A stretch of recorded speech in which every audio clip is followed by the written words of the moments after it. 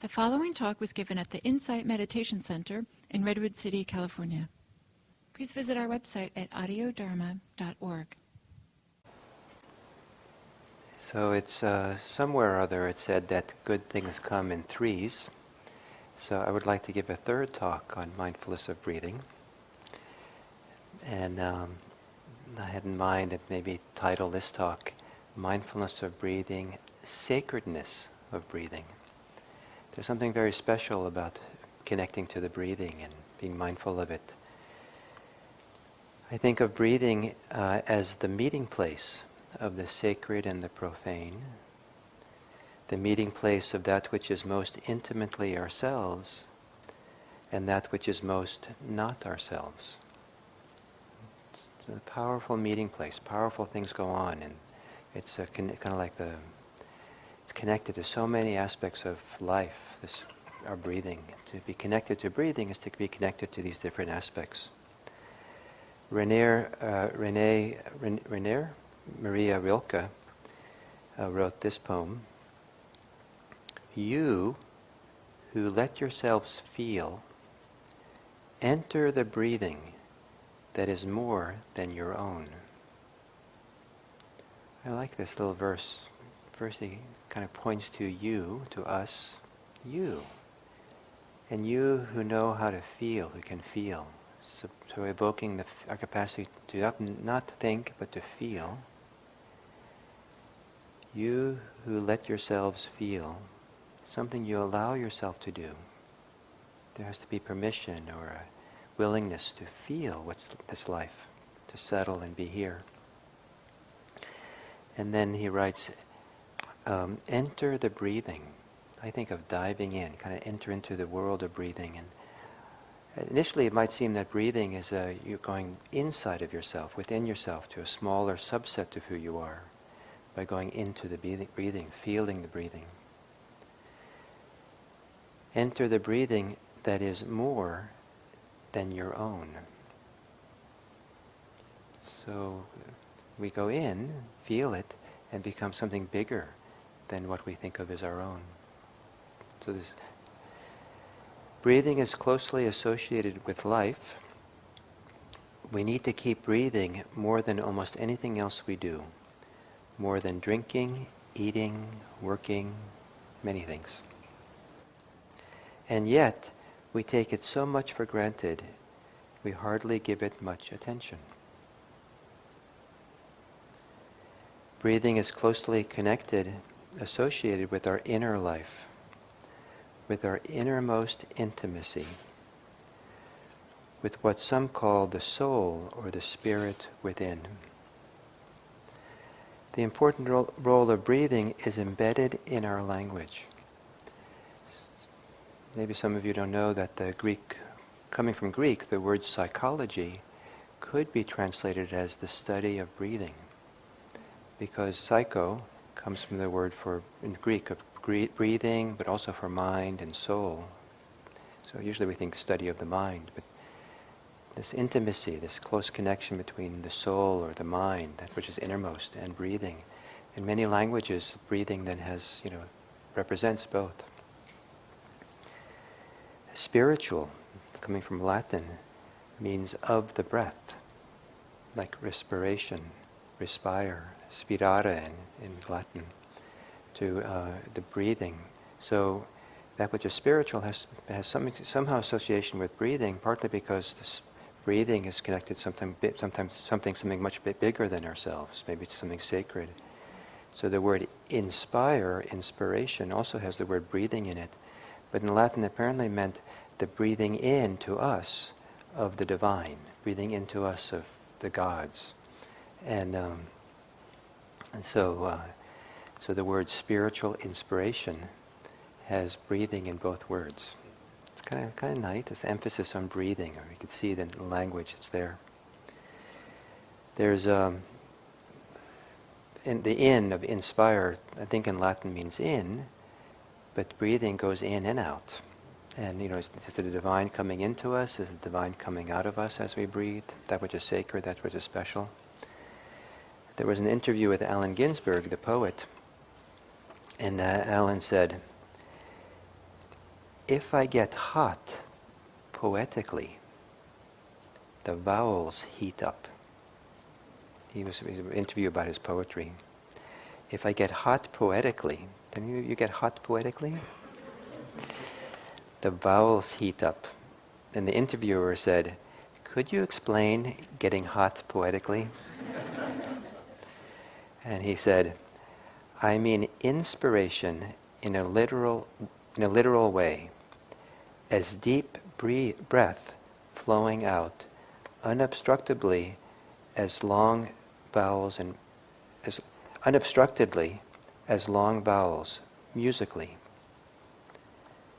I mean inspiration in a literal way, as deep breathing flowing out unobstructed as long vowels as music.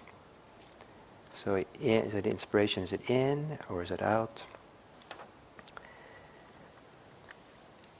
Rilke wrote these verses. Breath, you invisible poem. That's probably enough.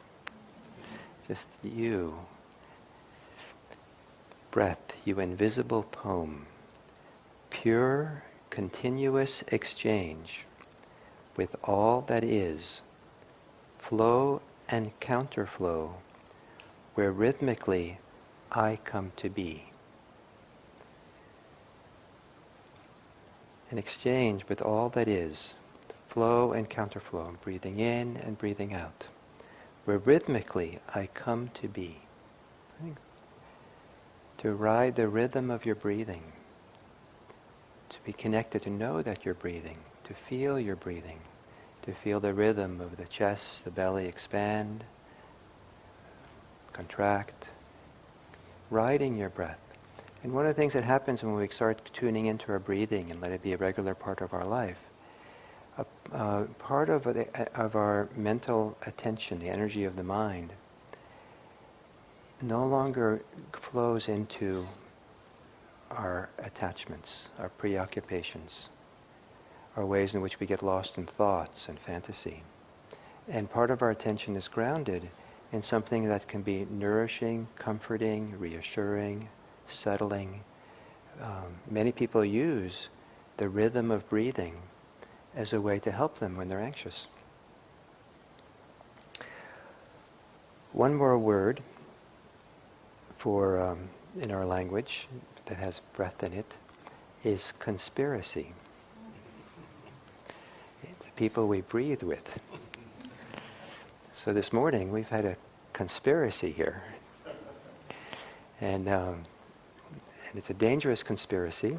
Maybe it's a bit subversive to just breathe and pay attention and not be a consumer. And so other things we could do instead. And here we are, breathing together. But we're also, in breathing together, we're exchanging air together. You know, how much of the air have we breathed in that's been in the other people in the room for the day? You know, I grew up, one of the early memories I have of going for a walk with my father was somewhere in the countryside, and he was talking about the air that we breathe in, and that there are so many particles, you know, I don't know, billions of particles in one gulp of air, and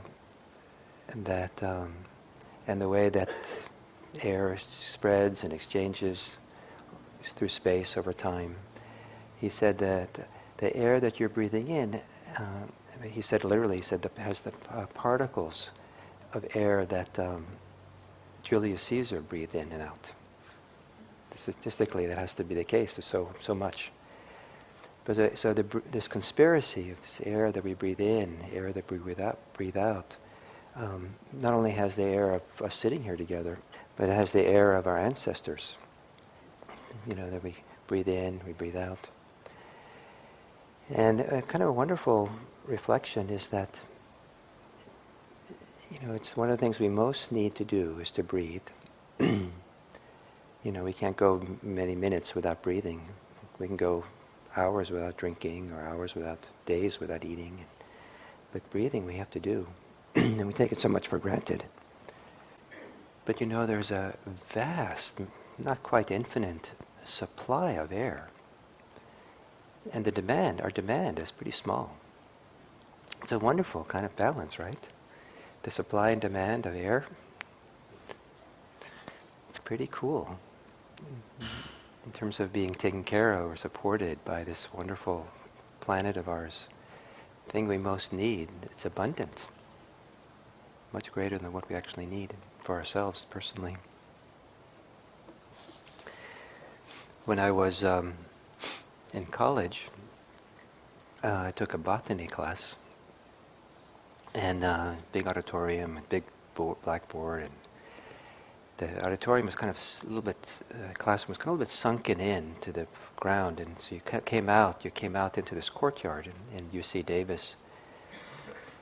So that day, the courtyard was surrounded by trees. So that day in the class, we learned about these wonderful cycles of nutrients that plants are part of. So we were reading cycles of oxygen and CO2, and the cycles of how the plants take in CO2 and produce oxygen, and so then we have oxygen for us to breathe, and we depend on the plants to create the oxygen from the CO2. So it was a beautiful diagram in cycles that we were on the board. And I was kind of, I was pulled into this discussion. Somehow I was really kind of got concentrated and kind of intensely involved in this discussion. And I left the classroom, walked out to this courtyard, and looked at the trees, of these beautiful valley oak trees that were there. And I just stopped in the middle of the courtyard and looked at the trees and was silent for a while. And then had this reflection that, there's parts of my body that I don't absolutely have to have. I could, have one less kidney and maybe one less lung, and it'll, one less hand or one less foot. Then I'd make my way through the world probably okay. But I can't do without these trees, without these plants that are making the oxygen. And I stood there very silent, almost not thinking, and kind of feeling or sensing, wondering, if I need them more than parts of what's intimately myself, then where do I begin and where do I stop? And this idea of that there's no not stopping here at the edges of my skin, but kind of feeling continuous with this environment around me, was a very special moment for me, and intimacy of being a place in this world and being nourished and supported, and just standing there in the courtyard breathing, and breathing with the trees was kind of the feeling. The Buddha emphasized mindfulness of breathing, attention to breathing, because it leads, he said, to great benefit, great fruit, to clear seeing, and to freedom.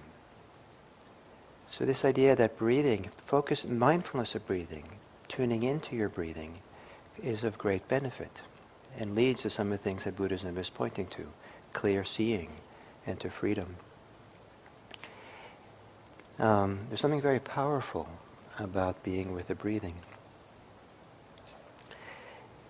In the Pali language, the language that the Buddha spoke, one of the words that he used for assurance, or for confidence, to feel assurance, reassured, is the word asasa.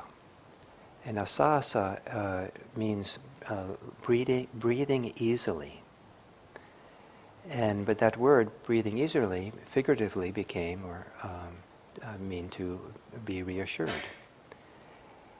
When I was 21, it was when I decided I had learned how to breathe. Of course, I'd been breathing for 21 years, but I was living on it kind of arose because of the work and life I was living in a very settled, peaceful dairy farm, kind of in a little green, beautiful valley between two Norwegian fjords in Norway. It was and I would spend every day getting up and caring for the cows and going out into the fields, and it was a wonderful lifestyle, very simple back then. back in the primitive time before the computers, cell phones. And I felt very lucky to grow up in that environment. And in that life, the ease I had with breathing was closely connected to a sense of vision or openness to wide space around me. So as I kind of lived that life, certain kind of stresses fell away, and my breathing became very easeful and kind of floated in and out. I remember feeling I felt this wonderful intimacy and connectedness and kind of happiness, and just being able to feel the breath and flow naturally and openly and with no resistance, no contraction. And I didn't know about this whatsoever. I never had thought about my breathing before this. I'd never thought that my breathing was not natural or not free. But in that lifestyle, something began to unwind and open, and my breathing kind of started flowing, and it felt really wonderful. But why I mention it was it came together with a sense of a wide open vision of space around me. So it didn't make me kind of absorbed in the breath. It was something about freedom of breathing came together with a freedom of vision, openness of vision, openness. I wasn't preoccupied in my thoughts and caught up in my little fantasies, fears, plans, whatever, but there was kind of openness and presence that came. So back to Rilke, another verse that he wrote. Quiet friend who has come so far, feel how your breathing makes more space around you. I don't know what he means by quiet friend, but quiet friend who has come so far, I think he's speaking to himself. Because within us, there's much more. We're much more here than we think we are. And the kind of small little part of what we identify with, the ways we think about ourselves, our preoccupations about ourselves, that we're most conscious about, is only a small part of what we are. And accompanying us all along, coming from afar, is something else here. That's quiet. So he calls it the quiet friend. That's how I like to interpret this. Quiet friend who has come so far, feel how your breathing makes more space around you. This is the second time where Rilke talks about feeling. Not thinking, but feeling, sensing, being here. So we are seldom curious about our breathing. Curious about this natural phenomena which can teach us so much about ourself, so much about freedom from self. So one of the great spiritual practices is to attend to breathing. And I like the word attend to breathing, as opposed to being mindful of breathing or bringing, and then even worse would be paying attention to breathing. Then we're back in the world of exchange, what you have to pay for. But to attend to the breathing, you attend to something you care for, something you maybe love. Attend to your breathing. So one of the great spiritual practices is to attend to your breathing, to let the experience of breathing come into your attention, to discover how to breathe consciously and freely is to discover inner freedom. So there's a variety of benefits of attending to our breathing. Spend time with focusing on breathing, in meditation, outside of breathing, outside of meditation. One is that it interrupts the continuity of our thinking and our preoccupation.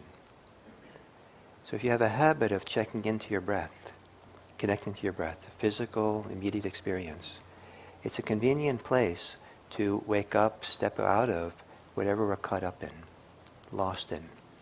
And if you develop a habit of, like in meditation, coming back to your breath, letting go of your thoughts, cutting through your thoughts, interrupting your thoughts, connecting something bigger or different than your thoughts, then that habit becomes second nature after a while. And you go through the world and you have this wonderful friend, this wonderful resource here of breathing, which can support you and help you not to get lost in the world of your thinking. And I would suggest that it's worth considering or reflecting that perhaps a very high percentage of the problems we have in our lives have to do with the ways we think about the world, how we think about ourselves, and to some degree belong to the world of imagination.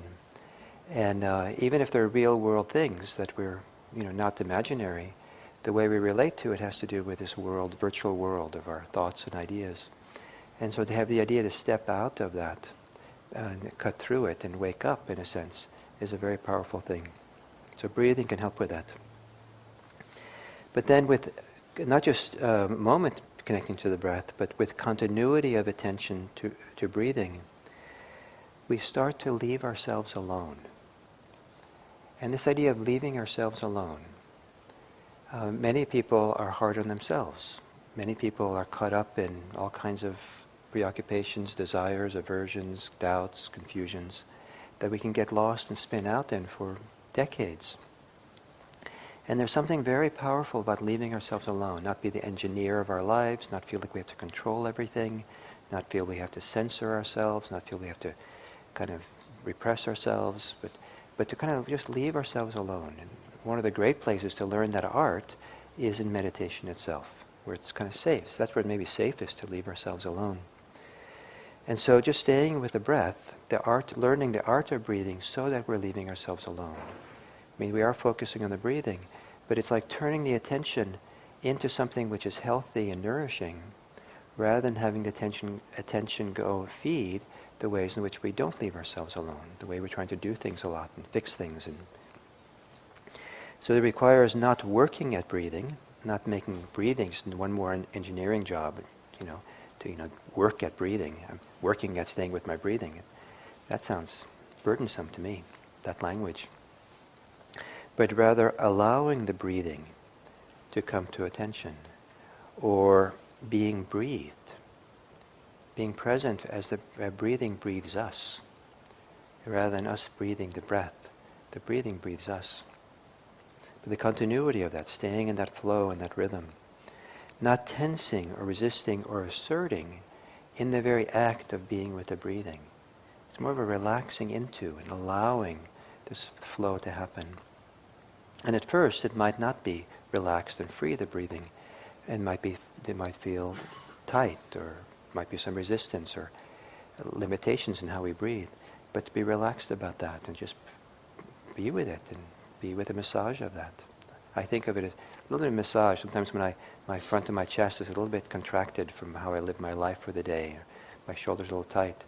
And rather than being upset that, oh no, I shouldn't be this way, it should be different, I think of it, now I get to massage the very thing that's contracted or tight. And I massage it with the lungs that expand and contract.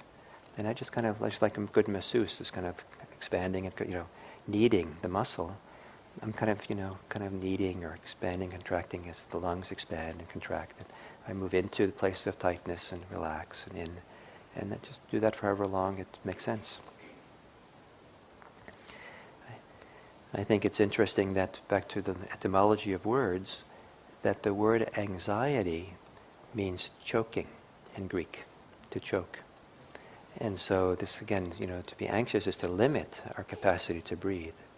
And if we feel and breathe into the limitation, there's something that can help start to release and let go of. Focusing on the breathing and leaving ourselves alone helps the mind to relax, to become quiet. Some of you know that in computers, if you spend a lot of time on the web and stuff, you get all these cache things that happen. Sometimes you have to empty your cache and your computer works better. Well, sometimes sitting and relaxing and quieting the mind in meditation is a great way to enter, and it's like you're emptying your mental cache, so that your processor can work better. And then staying with the breathing, focusing on breathing, is a great way to develop understanding and a new perspective.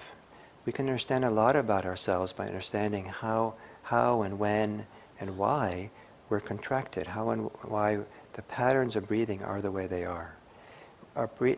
Because the breathing is so intimately connected to our emotional life, our intentional life, our motivations, what's happening in the environment, our reactions to things, as we tune into the patterns of breathing, are familiar with them, and we tune in and become aware of the wide range of ways in which we breathe, each of the little variations says something about what's happening in our response and reaction.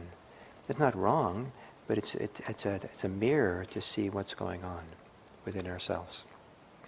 One of the interesting places where I've done this is giving these Dharma talks. I've been doing this for many years, many Dharma talks, and I feel very lucky to be able to sit in the meditation posture when I give these talks. And one of the things that I do as I talk is I try to track and be aware of my breathing. And I see that there are shifts in my breathing depending on my relationship I have to all of you, to the audience, my concerns, my emotions. And most commonly I know that I start to kind of lean forward a little bit and I get a little held with my breathing if I feel like I'm not getting something across and I'm losing the audience and I have to try to kind of make up for it. And so I've learned to recognize this. And sometimes it's very subtle, and then I sit back and relax, and then, and it's been very helpful for me to be in touch with my breathing and giving these talks. So, I'm relatively relaxed doing them, for better or worse.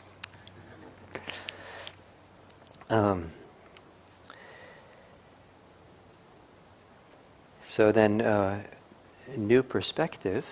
Sometimes as breathing becomes more easeful and relaxed, we also get a better sense of what it's like to have a relaxed and easeful mind. And that it's possible then to live in life through the perspective of having a mind that's at ease. And that's a powerful perspective to have, that it's possible, yes, it's possible to have a mind that's at ease while we take care of everything that's going on. And there's a lot of important things that goes on in life, but we don't have to sacrifice our ease in taking care of all the important things. But to come to that point, it takes a lot of learning. It takes a lot of debating with yourself, a lot of arguing with yourself, because the authority of getting stressed, getting anxious, getting tense is pretty strong in the mind. So as we stay with the breathing, we learn an easeful breath, learn to be more at ease, then the debate begins. If you're to choose to do so, if you walk into your life with mind at ease, and you start noticing you're losing that ease, check it out. What's going on? Is it really necessary? And finally, it's a long tradition in Buddhism that you can go all the way to enlightenment, to full freedom, staying with your breathing. The breathing is a very powerful means to setting the mind free. Freedom from all the contractions of self, all the ways in which we get caught up in greed, hate, and delusion. Finally, I want to say also that breathing in meditation, attending to your breathing as you meditate, might seem like a small little subset of your great big world that you're living. And it seems like it's, why should you limit yourself when there's all these great things to think, all these great things to be a part of and involved in, and these big concerns that we have? There's a number of things in response to that. One is that it is a kind of limiting ourselves to enter into the world of breathing, but it's one of these things where you enter into it, it opens up to something much bigger over time. And so there's a kind of limitation, a willingness to kind of limit us, just breathing, just being with the breath. And then trust that at some point as we get into that world, it opens up to a much bigger world than you can ever imagine, that's connected to our mind, to our hearts, to our emotions, to the fullness of life. That becomes fuller than that whatever you thought was fuller before. So there's a kind of... but also, mindfulness of breathing is a laboratory for us to investigate aspects of our inner life, aspects of how our life works, that if we see it in breathing really well, because we keep coming back and getting familiar with it, then we learn to be able to recognize those same aspects in the rest of our life. But we go into the laboratory the gym, the exercise to discover it. We kind of limit ourselves to go into some depth to see with clarity how the psychophysical patterns of our life work in this particular domain. Sometimes if you can really study something, if you limit yourself and really study one thing. But once you learn it, then you can see how it applies to everything else. So I want to mention one Buddhist list where this, it's very important, probably one of the most important lists in the teachings of the Buddha. And this is called the 5 aggregates, the 5 psychophysical ways in which we respond to the world. And the first one is physical responses, and the last 4 are mental responses to the world. And so the first is we respond through sensations, the sensations that we feel. If it's cold outside, our body registers the coldness in our senses. If it's warm, it registers the warmth. If the wind blows against our cheeks, we register that as maybe tingling or softness or flow or something that we feel there. So it's all this world of sensations which come into play in a way that the inner and outer world meets the sense nerves, the nerves that we have. And so this is a very rich world, the world of senses, sensing. And a very important part of mindfulness is learning to discover how to be connected to the particular details of our senses, our sensing as it occurs. And why it's a little bit hard to do is that many of us live in abstractions. We live in ideas of things, and sometimes we're more focused on the ideas and concepts of things in the moment than actually the direct moment-to-moment coming and going of sensations of what's happening. And so when we're staying with our breathing, we start discovering the breath is in fact not an abstract idea, but the breathing is actually made up of tens of thousands of little sensations that arise and pass. With each in-breath, there's all these sensations that come along in the chest, and the belly, and the nostrils, and the back of the throat. A whole bunch of things that arise, a kaleidoscope. And with exhale, a different kaleidoscope of different sensations come into play. And something very different begins happening in the mind if we can rest in the sensations that come and go than if we stay with the thoughts and ideas. So for example, if I think that my breathing is shallow, tight, bad, inappropriate for a meditation teacher, I could get pulled into that world of those judgment and ideas, that abstraction, and those ideas have nothing to do with the experience of breathing as it's occurring. Yes, it might be shallow, but then they're just shallow sensations.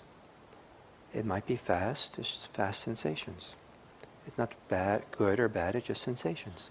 And to learn the difference between the judgments, ideas, abstractions, and the direct sensations is very freeing. And to learn if we can learn to stay with the sensations. So we learn to be with the sensations in breathing. It's a wonderful lesson. The raw data. As we do that, there are feelings that come along, the feeling tones, Vedana, which we emphasize in Buddhism, that with these aggregates, that it's the feelings of pleasure, of pleasantness and unpleasantness that comes into play as we feel the sensations. And there are some sensations of breathing which are pleasant, some which are unpleasant, and to be able to distinguish those and see them is very helpful. To be able to distinguish them and be very relaxed about it is very helpful. And to learn how to just be with the pleasant and unpleasant with equanimity is a powerful stepping stone to freedom. And so sometimes we learn the most of it if we stay with the breathing and its unpleasant sensations, and we don't get worried about it. We don't feel like we don't resist it. We don't feel it has to be changed, but we just feel the unpleasantness and discover an equanimity with it. If we can feel the pleasantness of breathing, which is a direct, immediate experience, it's not an abstraction, that's a wonderful way for the mind to get concentrated, because the mind will get concentrated much easier if it's tuning into something which is enjoyable. And so if it's unpleasant, we learn equanimity. If it's pleasant, we can also learn equanimity, but we can also learn how to get the mind concentrated, which is very pleasant. And then there's the labels we make on the breathing. Oh, that's a good breath, that's a bad breath, that's the perfect breath. These are ideas, there's the labels we put on top. And even the label breath or breathing is a label. And sometimes these these perceptions, these labels fall away, and it's just not even an in-breath. It's just expanding sensations in the chest. It's not even, you're not even labeling it an out-breath. The mind is experiencing it as a falling sensations of the chest as it's going. So we start seeing how the mind, when it connects to something, operates with degrees, different kinds of labels. Some labels which keep us removed, some labels that keep us close in. This word labels is usually translated as perceptions. But it really has to do with this apperceiving functioning of the mind. That we're not just passive recipients of something, we're actually involved a little bit in labeling it, recognizing what it is. And then there's a whole world of what's called mental formations, the mental constructs, ideas, and intentions, desires we have. And they come into play, staying with the breathing, focusing on the breathing. Start noticing that you have desires, you want to have better breath, you want to get concentrated, you'd rather not be here today, you'd rather, do something else, you have aversion from some sensations, you have hopes and aspirations with the breathing. If I do that, if I do this enough, will I get enlightened by tomorrow? There's all these thoughts and all these rich ecological world of our inner life and thoughts and ideas, that as we stay more and more with the breathing, this becomes more alive. We start seeing the nuances in what goes on. As we see more clearly, then we're less caught in it. We can let it go and let be. And we can just relax perhaps and just be with the simplicity of breathing. And then the last of the aggregates, these 5 aggregates, is consciousness or awareness. That which is able to hold or be aware, to recognize all the other 4 aggregates operating. That the kind of the knowing that allows us to see it or feel it or experience it. So, and to settle in, to relax, and then start noticing that there's awareness that's here. It's an awareness you can't claim as your own, but it's not someone else's. It comes out of you somehow, but it's not something you can appropriate, because the simplicity of awareness and knowing is not something you can exactly use or manipulate as an object. What you can do is you can allow for it. And to feel that there's this kind of allowing place of consciousness, of awareness, within which life can occur and knowing can occur. Some people find it's very freeing and wonderful. And as the concentration on breathing gets deeper and deeper, that sense of wider awareness, spacious awareness, becomes more and more acute. And it's very satisfying. So discover, these, just not so much by being actively thinking about this, but as we settle into the practice of breathing, these 5 aggregates, these different aspects of the experience start to show themselves, rather than lumping it all together as one big solid experience, just breathing. Breathing is made up of all these subsets, all these different aspects. And to tease them apart and see them clearly is very freeing, very helpful, supports clear seeing. And once we learn about it in meditation, then we come out of meditation and start seeing that the same thing operating in the rest of our life. There are sensations. There are feelings of pleasant and unpleasant.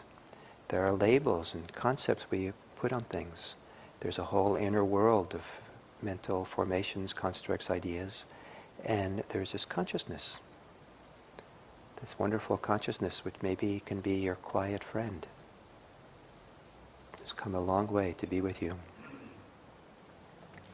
And we can come to see how this troublesome world that we live in, that we experience, how it's made. And that's meant to be a provocative sentence. That as we enter into this deep world of breathing, and we become aware of all these different aggregates and how all these different pieces work, we get to see how we make our own problems. And how does that work? Really? Is that true? What problems do we make? What is a problem? Have you ever looked at a problem right in the eyes? Where does it live? Where does it get born? What keeps it going? What's the role of these 5 aggregates? What's the role of the mental constructs and thoughts?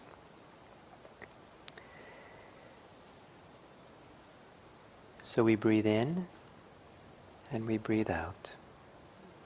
The inhalation appears, the inhalation disappears. The exhalation appears, the exhalation disappears. This constant coming and going, appearing and disappearing. That's just like the rhythm of everything arising and passing, appearing and disappearing. And to ride the rhythm of how our life arises and disappears and learning to be free and at ease with it is one of the possibilities with mindfulness of breathing. Here we are, conspirators, breathing together. Thank you.